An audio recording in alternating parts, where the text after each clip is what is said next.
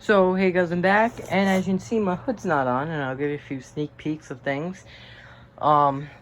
This is gonna be an update video, and I've done a lot of things. Quite a few. So we'll start off here. As you can see, there's two bars sticking out. They're welded pretty good, I would say. Bolted in. Boom. Boom. Welded on this side, too. These welds aren't as pretty, but they're just little tack. But whatever. Then this is gonna go on like this right here. That's gonna go right there. And then a flat piece of steel is gonna go on there.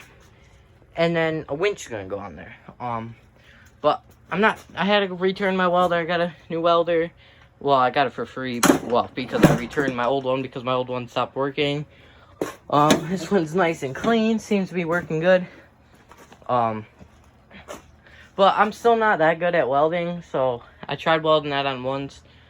I couldn't really get it. I mean, I had it on there, but I hit it with a hammer a few times and it fell off. So I want to be able to hit it with a hammer and not fall off. Not that I'm ever going to need it, but that's a lift bar for the front end. And that's where I lift up. So, you know, I want to get a sturdy thing. So I'll probably have my cousin weld it on for me. But as you can see, I'm getting better at welding. They're not horrible welds, but my welder is also not meant for exactly this thick, I don't think. It's right on the edge of a little too thick, I think, but it should weld it. Next is, as you can see, there's some crazy piping going on here. Now, it's all screwed on, but they're copper. I think it's all copper, he said. You got the stock exhaust coming down. Don't mind a few pieces of welding wire that's in there. I must accidentally did that, but from that stock exhaust back in there, that rusty piece, and then it goes to a copper angle straight to back out here. It's all screwed in because I don't know, I just didn't feel like welding it.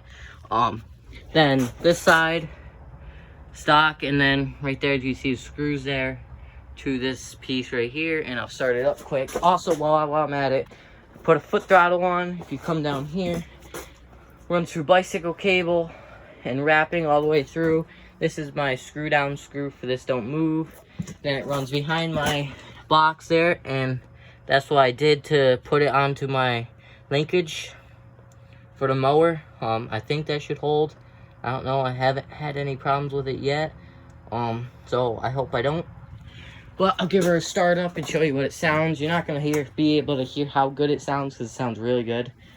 Quieted it down a little bit, but yeah, I'll just start it up quick.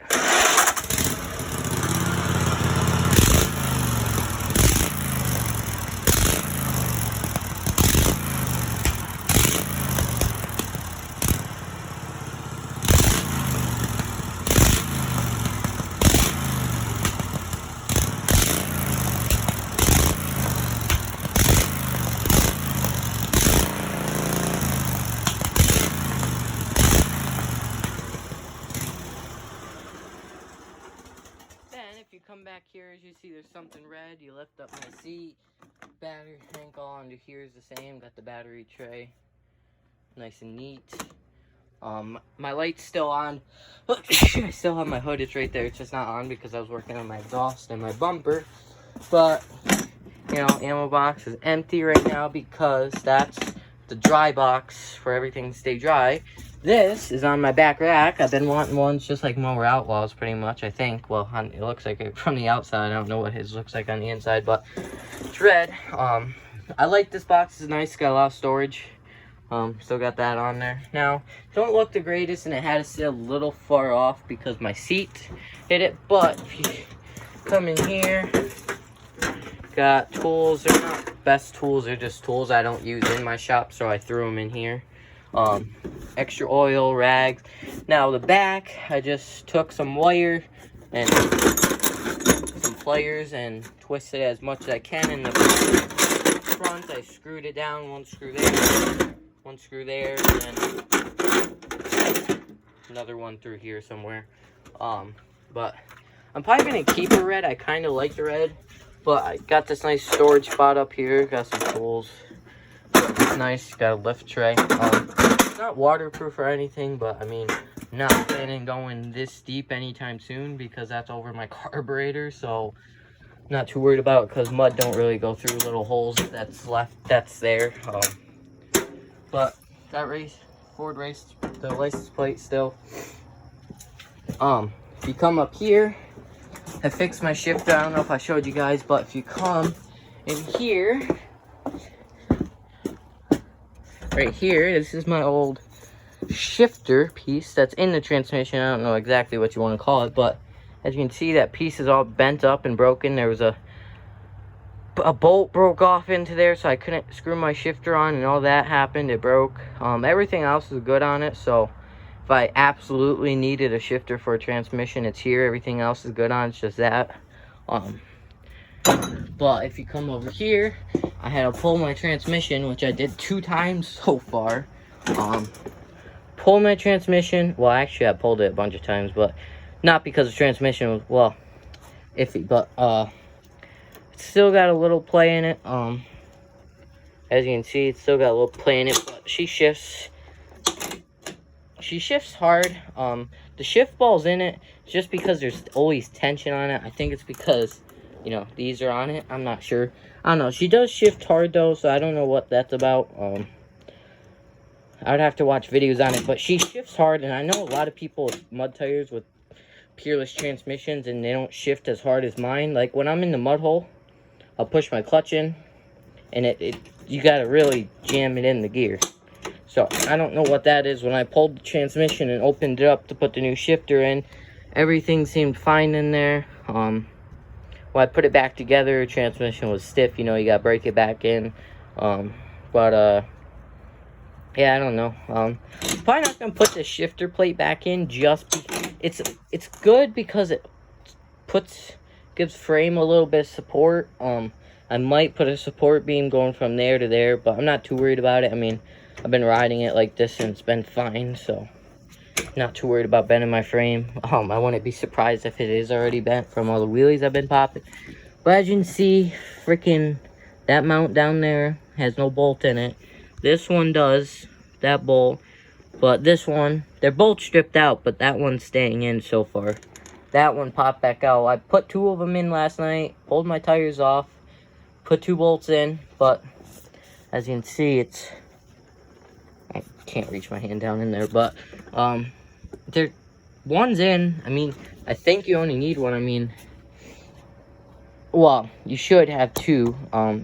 Now, with that, I will never ride this with no front mounts in though, because the first time I swapped the transmission first time I swapped a Peerless transmission in one of these mowers was out of this thing, and I put a new one in. Well, not a new one, it's kind of a new one.